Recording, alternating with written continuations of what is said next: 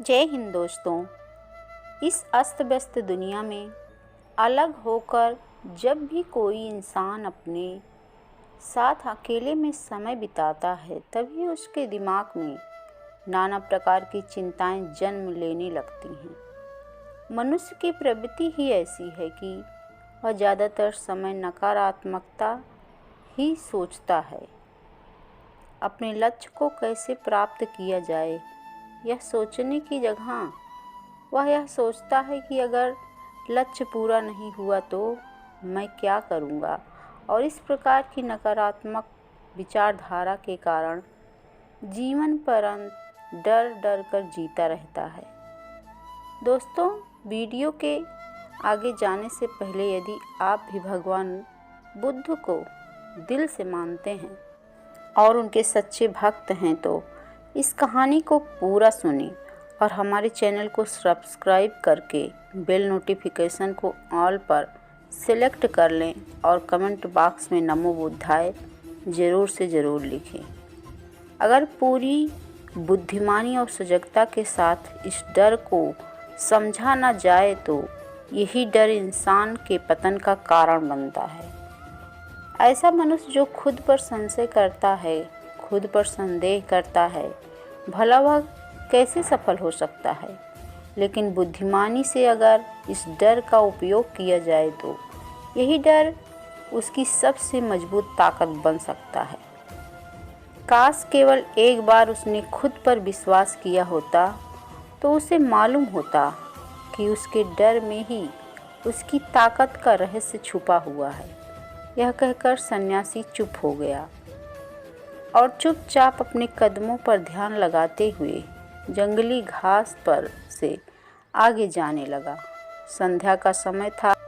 सन्यासी और एक किसान जंगल में से होकर गांव की तरफ निकल रहे थे। सन्यासी के यह शब्द किसान को कुछ समझ में नहीं आए।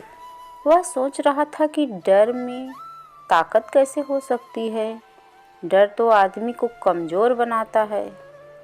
अपने मन की उत्सुकता को जब वह काबू नहीं कर सका तो उसने सन्यासी से पूछा कि महात्मा जी, आप यह क्या कह रहे हैं कि डर में ताकत होती है? डर तो आदमी को कमज़ोर बनाता है। उसे तो अपना डर दूर करना चाहिए। किसान अपनी बात पूरी कर पाता उससे पहले ही उसे एक शेर की गूंज सुनाई दी। शेर की गर्जन सुनकर किसान का रोम रोम कांप उठा। उसके कान सुन्न हो गए। जंगल से आती एक एक आहट उसे साफ सुनाई दे रही थी। उसके कदम वहीं पर जम गए थे। वह हिल भी नहीं पा रहा था। उसे पता था कि छोटी सी हरकत उसकी जान जोखिम में डाल सकती है। उसका दिल भी तेजी के साथ चल रहा था, लेकिन फिर भी वह अपनी सांसों पर काबू पाने का प्रयास कर रहा था। कुछ देर बाद जब खतरा टल गया तब सन्यासी ने कहा कि अभी जब तुम डरे हुए थे तो तुम्हारे शरीर का रोम रोम जाग गया था। जंगल से आ रही छोटी सी आहट पर भी तुम्हारा ध्यान लगा हुआ था। तो इस प्रकार अपने मन के डर के कारण तुम होश में आ पाए, तुम पूरा ध्यान लगा पाए। इससे पहले जब तक तुम्हें शेर की गूंज सुनाई नहीं दी थी तब तक तुम अपने विचारों में खोए हुए थे।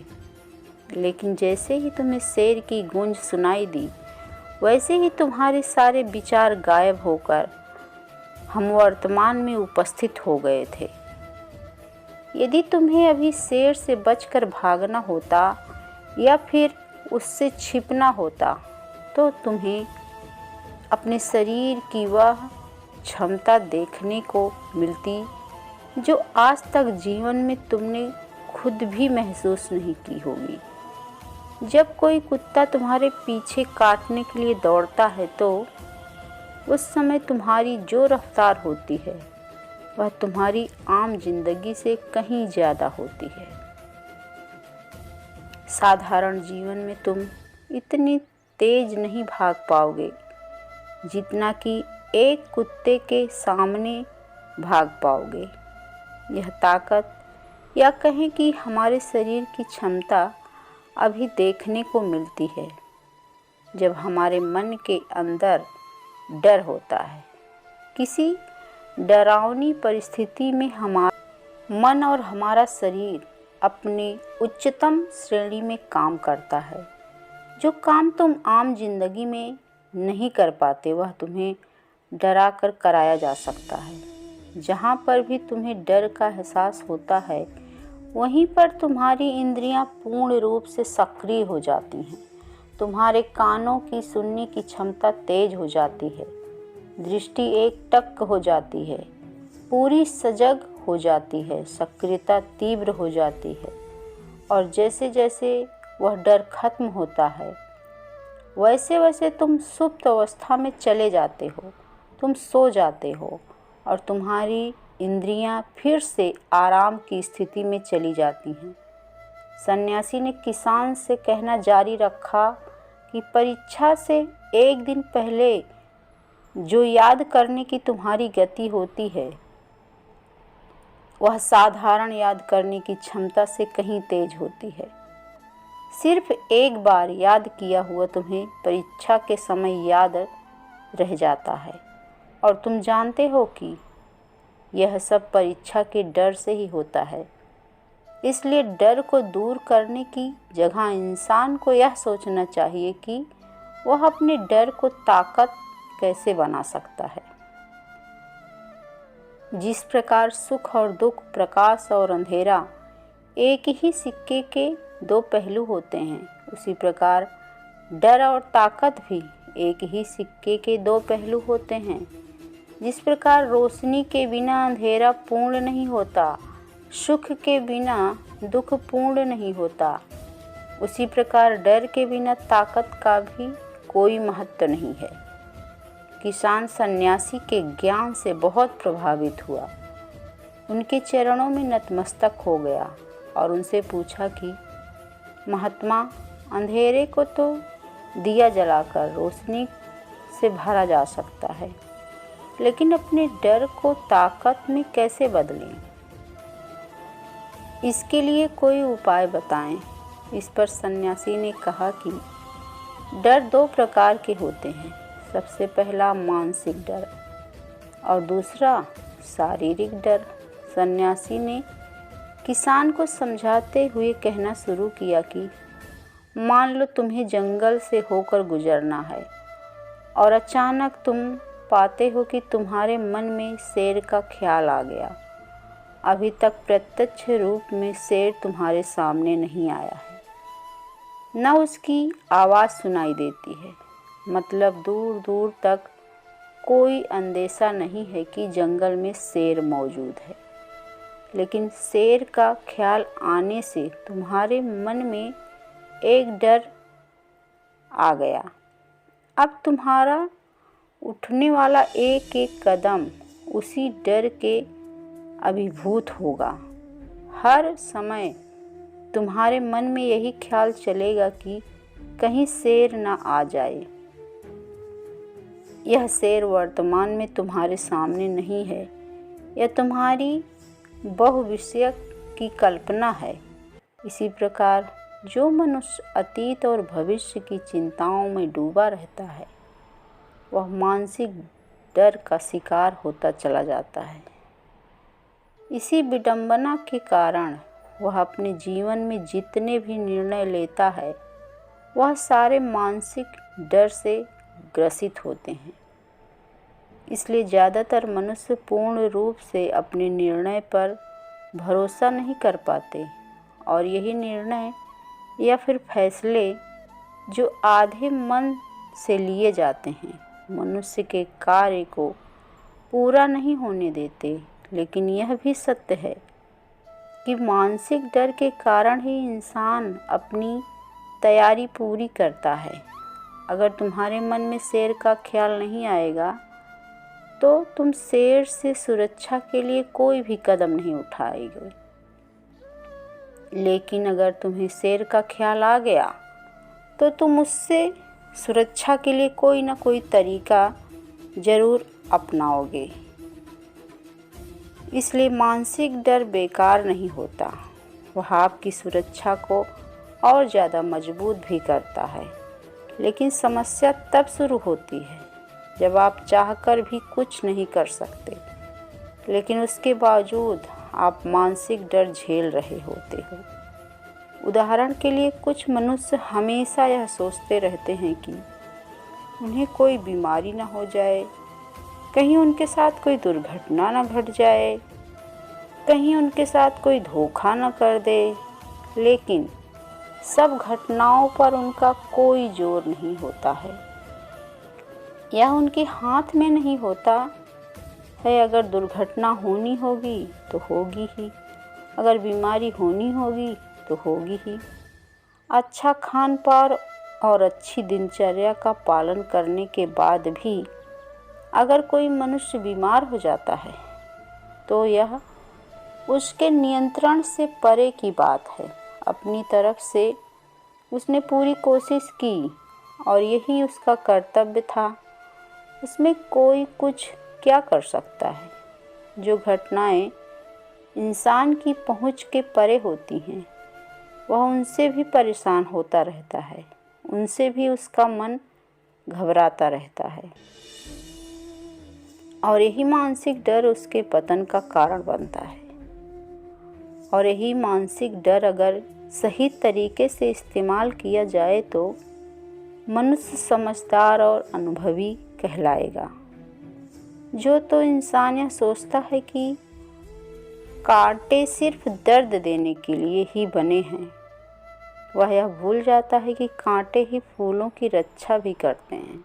इसी प्रकार एक ज्ञानी मनुष्य किसी भी चीज़ का उपयोग अपने सकारात्मक तरीके से कर सकता है, लेकिन एक अज्ञानी मनुष्य अपनी अज्ञानतावश उन चीज़ों को भी त्याग देता है जो उसके लिए उपयोगी होती है। विवेकशील मनुष्य फेंके गए पत्थरों का भी महल बना लेता है, लेकिन एक अज्ञानी मनुष्य उन पत्थरों को दूसरों पर फेंकता रहता है। अगर किसी मनुष्य को अपने मानसिक डर को ताकत में बदलना है तो उसके कुछ नियम हैं, कुछ उपाय हैं। सबसे पहला उपाय, अपने विचारों का निरीक्षण। अगर हम अपने जीवन में अपने विचारों का निरीक्षण करेंगे तो हम पाएंगे कि ज़्यादातर विचार हमारे काल्पनिक होते हैं और इसलिए जो डर उन विचारों के कारण पनपता है यह भी काल्पनिक होता है।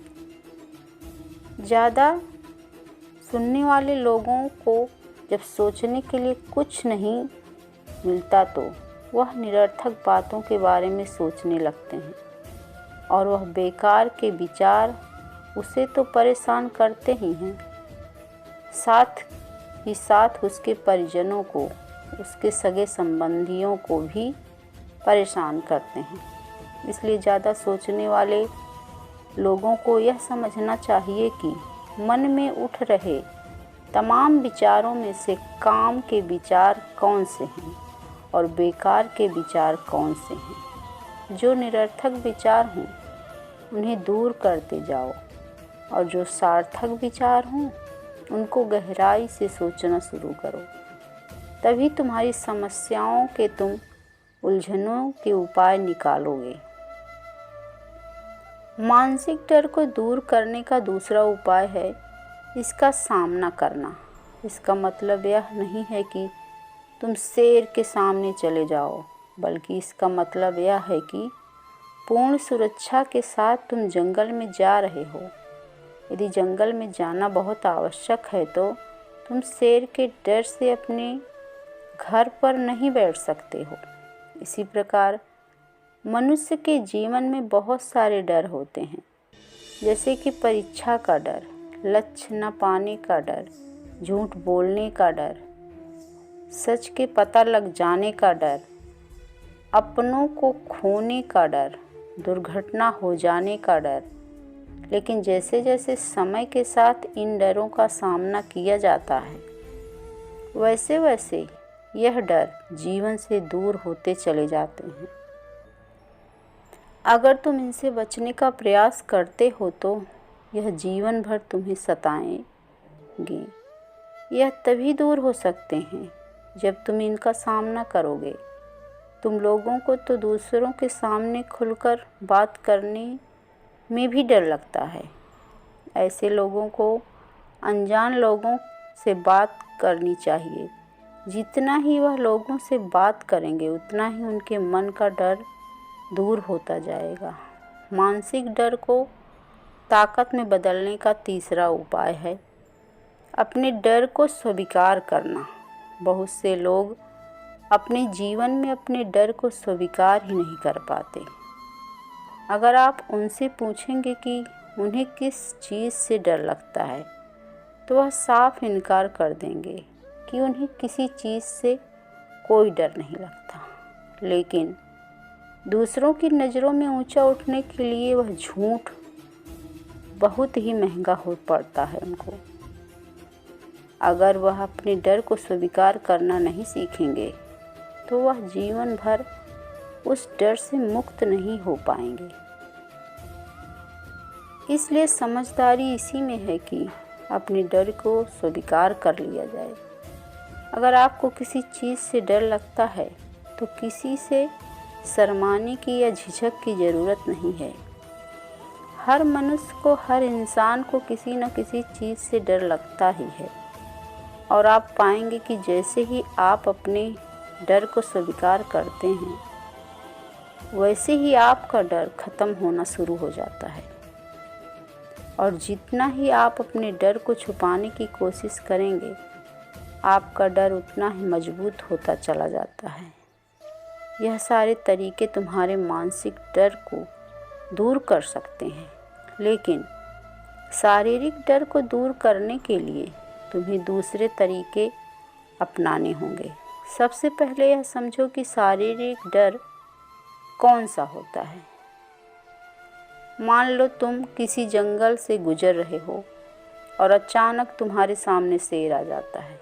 तुमने पहले नहीं सोचा था कि शेर तुम्हारे सामने आ सकता है, लेकिन जब तक तुम्हारे सामने आता है तो तुम्हारी सारी शारीरिक गतिविधियाँ शिथिल हो जाती हैं। तुम्हारी सांस अटक जाती है, मस्तिष्क काम करना बंद कर देता है और तुम्हारा दिल तेज़ी के साथ चलने लगता है।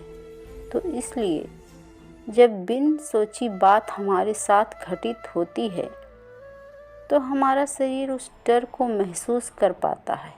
ऐसे समय में शारीरिक डर को दूर करने के कुछ उपाय हैं, कुछ तरीके हैं। सबसे पहला उपाय तो यही है कि अपने ऊपर संयम रखें। जब किसी मनुष्य के साथ बिना सोची बात घटती है तो सबसे पहले उसका संयम टूट जाता है और संयम टूटने के साथ उसका मस्तिष्क काम करना बंद कर देता है और इसी वजह से सोचने और समझने की प्रक्रिया भी रुक जाती है, क्योंकि हमारा शरीर उसी प्रकार कार्य करेगा जिस प्रकार हमारा मस्तिष्क उसे निर्देश देगा।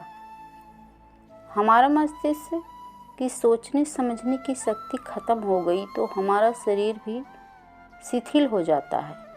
तो इसलिए अगर कठिन समय में मनुष्य अपने ऊपर संयम रखता है तो उसका मस्तिष्क सही तरीके से काम करता है और वह सही निर्णय लेकर उस परिस्थिति से तत्काल बाहर आ सकता है। यहाँ पर दूसरा उपाय समझने का यह है कि जीवन में कुछ भी घटित हो सकता है। जीवन बहुत ही चमत्कारिक होता है। वह हमारी सोच के अनुरूप नहीं चलता, बल्कि उसमें कुछ भी हो सकता है और यही जीवन की खूबसूरती होती है। अगर आपको आज ही पता चल जाए कि आने वाले 10 साल तक आप क्या कर पाएंगे तो आपके जीवन में से रुचि ख़त्म हो जाएगी। लेकिन अगर जीवन एक रहस्यमय किताब की तरह बना रहेगा तो आप अपने जीवन में कभी भी नहीं झांकें। आपका जीवन आपको आश्चर्यचकित करता रहेगा। इसलिए यह समझो कि जीवन में कुछ भी घटित हो सकता है, तुम्हारी सोच से परे भी घटित हो सकता है। इसलिए कुछ अनुमान मत लगा लेना। इसी सोच को लेकर सन्यासी ने अपनी बात खत्म करते हुए कहा कि इन तरीकों से तुम अपने मानसिक और शारीरिक डर को दूर कर सकते हो और आनंद से भरा हुआ जीवन जी सकते हो। तो दोस्तों, कैसी लगी यह कहानी कमेंट सेक्शन में ज़रूर से बताना और हमारी वीडियो को लाइक शेयर करना, चैनल को सब्सक्राइब करना। Thank you.